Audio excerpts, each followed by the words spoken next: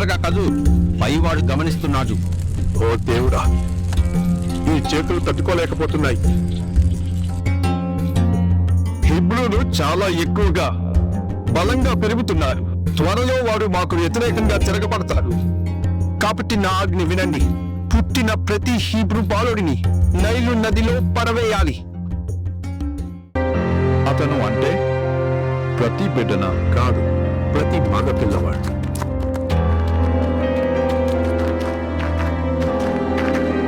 ఫరో ఆజ్ఞ ప్రకారం ప్రతి హెబ్రీ ఇంటిని శోధించండి. ఏం చేద్దాం? వాళ్ళతన్ని చంపేస్తారు. దారి కనుక్కుంటాం తప్పనిసరిగా. ఇంట్లో ఎవరున్నారు? ఇక్కడ ఎవ్వరూ లేరు. శాంతంగా ఉండు, శబ్దం చేయకు.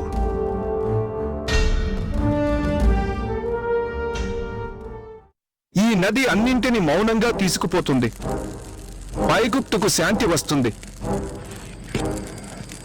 వేగంగా కదా, సూర్యుడు అస్తమయ్యేలోపు పనులు పూర్తవ్వాలి.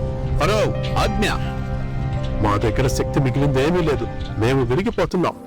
ప్రభు మనపై దయ చూపాలి. విన్నావా? ప్రతి హెబ్రీ బాలుడిని చంపాలి. మన బిడ్డ అది అబ్బాయి అయితే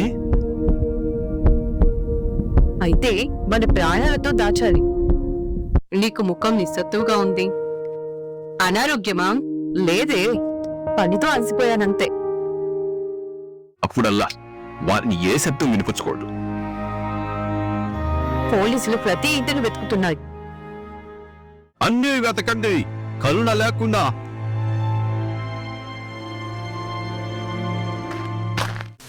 నువ్వు సురక్షితంగా ఉన్నావు. చిన్నవాడా? బాబు అయ్యాడు. ఎంత అందంగా ఉన్నాడు. మనము ఆయన్ని కోల్పోము. అమ్మా, నేను ఆయన్ని పట్టుకోనా? నెమ్మదిగా మిరియం. ఎంత చిన్నవాడు. ఎవ్వరికి తెలియకూడదు. పగలు రాత్రి దాచిపెట్టాలి. మన శక్తంతా పెట్టి కాపాడుతాం. నేను చిన్నపిల్ల పిలుపు విన్నానా? నిశ్శబ్దంగా ఉండు, శ్వాస వదలవద్దు. అయ్యో, ఇప్పుడే కాదురా బిడ్డ, నిదానంగా ఉండు. మేము ఆయనను కాపాడుతాం. ప్రభువు మనకు మార్గం చూపే వరకు.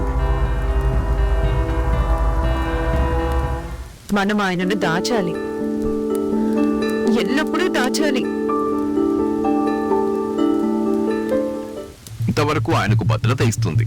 దేవుడు ఆయనను కాపాడగలుగుతాడు.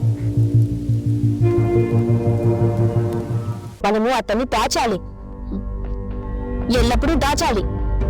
వేగంగా గుర్తులోకి. క్షమించు బిడ్డ, నీ ప్రాణం కోసం ఇది. ఇప్పుడు కఫే.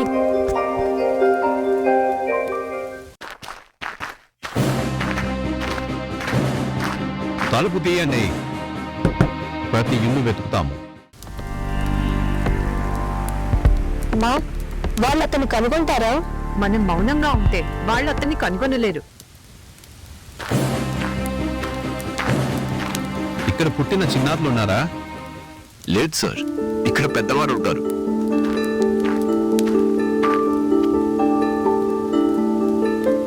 ఇది బలంగా ఉండాలి, నీళ్లలో మునగకూడదు. అమ్మా, నువ్వెందుకు ఏడుస్తున్నావు? ప్రభువా, నేను లేనప్పటికీ అతనిని కాపాడుము.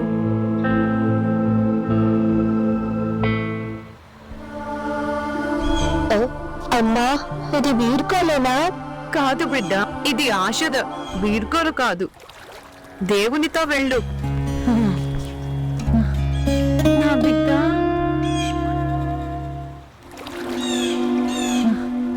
నా బిడ్డ. ఎవరో అతనిని కనుగొంటారా? అవును, ఎవరో దయగలవారు. నేను చూస్తూనే ఉంటాను. తమ్ముడా, నేను నిన్న వదలను. చూడండి, గడ్డిలో ఏముంది? ఒక బుట్ట, దాంట్లో ఏదో ఉంది. ఒక బిడ్డ. హెబ్రూ.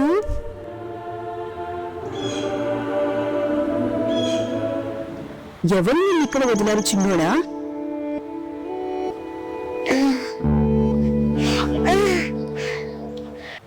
అమ్మా, ఇతను హిబ్రో పిల్లవాడు. ఫరో ఆజ్ఞ ఇచ్చాడు, ఇతనికి హాని జరగదు. అమ్మా, ఈ చిన్నారికి పాలిచ్చే ఒక స్త్రీని తీసుకువచ్చాను. నువ్వా? అవును చిన్నారి, నీకొకరిని తెలుసా? అమ్మా, త్వరగా రా, ఇతను బ్రతకబోతున్నాడు. ప్రియ సహోదరులారా, మోషే జీవితము భయపడిన శిశువు నుండి దేవుని స్నేహితుడిగా. ఈరోజు మనం ధ్యానించబోయే వ్యక్తి ఒక నాయకుడు మాత్రమే కాదు, ఒక విమోచకుడు, ఒక మధ్యవర్తి, ఒక దైవ స్నేహితుడు. అతనే మోషే. మోషే జీవితం ఒక సాధారణ కథ కాదు, అది దేవుడు బలహీనులను ఎలా ఉపయోగిస్తాడో చూపించే మహత్తర సాక్ష్యం. నీటిలో దాచబడిన పిలుపు. మోషే పుట్టినప్పుడు ఇజ్రాయేలీలు బానిసలు. ఫరో ఆజ్ఞ, హెబ్రీ మగ శిశువులను చంపాలి. మరి ఇక్కడ మన జీవిత ప్రారంభం ఎంత కష్టమైనా దేవుని యోజన ఆ కష్టాన్ని మించిపోతూ ఉంది. కావున ప్రియ సహోదరులారా, నీవు నీ యొక్క జీవితంలో చిన్న చిన్న కష్టాలను అనుభవించావని వాటికే కృంగిపోవద్దు. గొప్ప బహుమానం నీ కోసం ఎదురు చూస్తుందన్న అంశాన్ని గుర్తుపెట్టుకోవాలి. మరి రెండవదిగా ఇక్కడ చూస్తున్న రాజభవనం నుండి ఎడారికి. మోషే రాజభవనంలో పెరిగాడు. విద్య, శక్తి, గౌరవం అన్నీ అతనికి లభించాయి. కానీ ఒక్క సంఘటన అతని జీవితాన్ని మార్చింది. ఒక ఈజిప్షియన్స్ను చంపిన తర్వాత అతను పారిపోయి ఎడారిలో 40 సంవత్సరాలు గడిపాడు. ఇది పరాజయం కాదు, దైవ శిక్షణ. మరి ఎడారి అతని అహంకారాన్ని కరిగించింది, నాయకత్వం అంటే వినయాన్ని నేర్పించింది.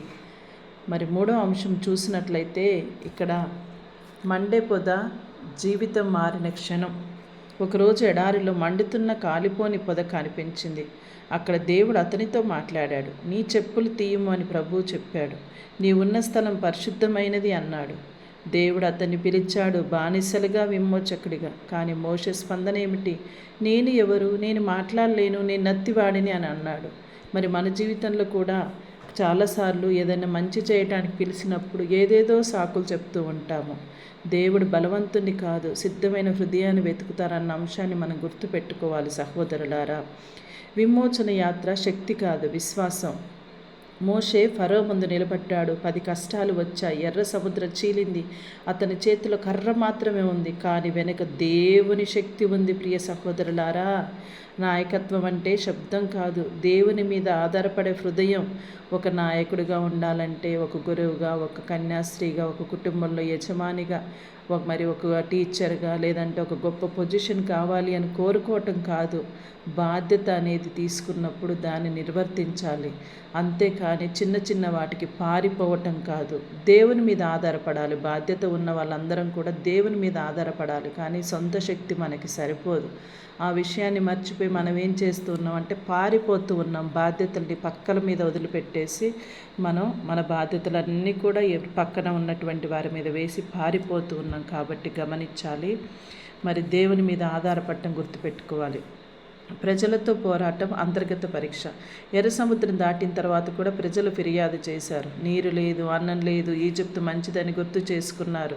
మనం కూడా అంతే కదా, అన్నీ బాగుండి ఏదో ఒకటి చిన్నది లేకపోతే మాకు ఇది లేదు, అది లేదు, అది లేదు, అది లేదు అని ఎంతగా కంప్లైంట్ ఇస్తూ ఉంటాం. మోషే బాధపడిన దేవుని దగ్గరికి పరిగెత్తాడు. మనమైతే పెద్దల దగ్గరికి పరిగెత్తుతాం. అతను ప్రజల కోసం మధ్యవర్తిగా నిలిచాడు. ఇది నిజమైన నాయకత్వం. ప్రజల తప్పులను దేవుని కృపతో కప్పివేశాడు. మరి సీనాయి పర్వతం, స్నేహితుడిగా అయిన దేవుడు. మోషే దేవునితో ముఖాముఖి మాట్లాడాడు. 10 ఆజ్ఞలను అందుకున్నాడు. అతని ముఖం ప్రకాశించింది. దేవుని సన్నిధి మనల్ని మార్చుతుంది. ప్రియ సహోదరులారా, ఎడారిని మనల్ని సిద్ధం చేస్తుంది. పరీక్షలు మనల్ని బలపరుస్తాయి. మన జీవితంలో వచ్చే చిన్న చిన్న సమస్యలు ఇవన్నీ కూడా మనల్ని బలవంతం చేస్తాయి. దేవుని మీద ఆధారపడమని తెలియచేస్తాయి. దేవుడికి దగ్గర చేస్తాయి. మరి చివరిగా వాగ్దానం దేశం అంచున. మోషే ప్రజలను వాగ్దాన దేశం వరకు తీసుకువచ్చాడు, కానీ అతను లోపలికి ప్రవేశించలేదు. ఇది ఓటమి కాదు, దేవుని యోజనలో ప్రతి ఒక్కరికి తన పాత్ర ఉందనే తెలియజేస్తూ ఉంది. మరి ఈ యొక్క వాగ్దానం నెరవేర్చాలంటే మోషే పని విమోచన యాత్ర ప్రారంభించటం, వాగ్దానం నెరవేర్చడం దేవుని పని అని చెప్పేసి తెలుసుకున్నాడు మోషే. మనమైతే మన పక్కవారు చేస్తారులే అని చెప్పేసి అనుకుంటాం కదా, అది తప్పండి. మనకిచ్చిన బాధ్యత మనమే నిర్వర్తించాలి. ఇక్కడ మనకి మోషే జీవితం ఏమి చెబుతుందంటే, దేవుడు మన బలహీనులను ఎంచుకుంటాడు. గొప్పవారిని, డబ్బున్న వారిని, ఆస్తివంతులను, అందం ఉండేవారిని ఎంచుకోడు. దేవుడు బలహీనులను ఎంచుకుంటాడు తన సేవ కోసమే. ఎడారి కాలం వృధా కాదు. మనకొచ్చే కష్టాలు, చిన్న చిన్న బాధలన్నీ కూడా వృధా కావు. మరి మనం ప్రార్థన ఎలా చేసుకుంటామో బలపరచుకోవటానికి అవి మనకు ఎదురొస్తాయి. నాయకత్వం అంటే ఒక సేవ. దేవుని సన్నిధి మన ముఖాన్ని ప్రకాశింపచేస్తూ ఉంది. ఇవి మనకు మోషే జీవితం ద్వారా తెలిసే అంశాలు. కావున ప్రియ సహోదరులారా, మన జీవితంలో ఎడారి ఉందా? మరి విమోచన కోసం ఎదురు చూస్తున్నామా? ఈ యొక్క ఎడారి అంటే నిజమైనటువంటి ఎడారి కాదు, వచ్చేటువంటి చిన్న చిన్న చితక సమస్యలు. మరి గుర్తుంచుకోవాలి, నైదు నదిలో తేలిన బుట్ట ఒక జాతి విమోచనానికి కారణమైంది. మరి మన యొక్క చిన్న విశ్వాసం కూడా ఒక గొప్ప యోజనకు ఆరంభం కావాలని చెప్పేసి మనం ప్రార్థన చేసుకోవాలి. సహోదరులారా, మరి మన జీవితంలో నీటి మీద తేలినటువంటి ఆ యొక్క నైలు నదిలో తేలినటువంటి ఆ బుట్ట మరి ఒక జాతి విమోచనానికి ఏ విధంగానైతే కారణమైందో, మరి మన జన్మ కూడా మనం ఒక పాఠశాలలో ఉన్న, దేవాలయంలో ఉన్న, ఒక కమ్యూనిటీలో ఉన్న, కుటుంబంలో ఉన్న, ఒక గ్రామంలో ఉన్న, ఒక ప్రదేశంలో ఉన్న మన యొక్క నడవడిక ద్వారా, మనం చేసే పనుల ద్వారా అక్కడున్న వారందరికీ కూడా తృప్తిని, సంతోషాన్ని కలిగించాలి, ఆనందాన్ని కలిగించాలి. మన యొక్క చిన్న విశ్వాసం కూడా మరి గొప్ప యోజనకు ఆరంభంగా మారాలంటే ప్రియ సహోదరులారా, నీ బాధ్యత నువ్వు నిర్వర్తించాలి, నా బాధ్యత నేను నిర్వర్తించాలి. అందరం కలిపి చేస్తేనే జరిగేదే గొప్ప అద్భుతం. కాబట్టి బాధ్యతలను విస్మరించి పారిపోవటం కాదు. మోషే తన కష్టాలు వస్తున్నాయని దేవుని నిందించి పారిపోలేదు, ప్రార్థన చేశారు. ఎంత ప్రార్థన చేశాడంటే తన యొక్క బాధని మొత్తం కూడా దేవునికి సమర్పించాడు. కావున ప్రియ సహోదరులారా, మరి మనం కూడా ప్రతి ఒక్క సమస్యలో కూడా దేవుడు తోడుగా ఉంటారని గుర్తుపెట్టుకొని, పక్కవారికి చెప్పుకోకుండా దేవుడికి చెప్పుకొని, దేవునితో సన్నిహిత సంబంధాన్ని పెంచుకొని తపస్కాలాన్ని మంచిగా గడుపుటకు ప్రయాసపడదాము. ఆమేన్.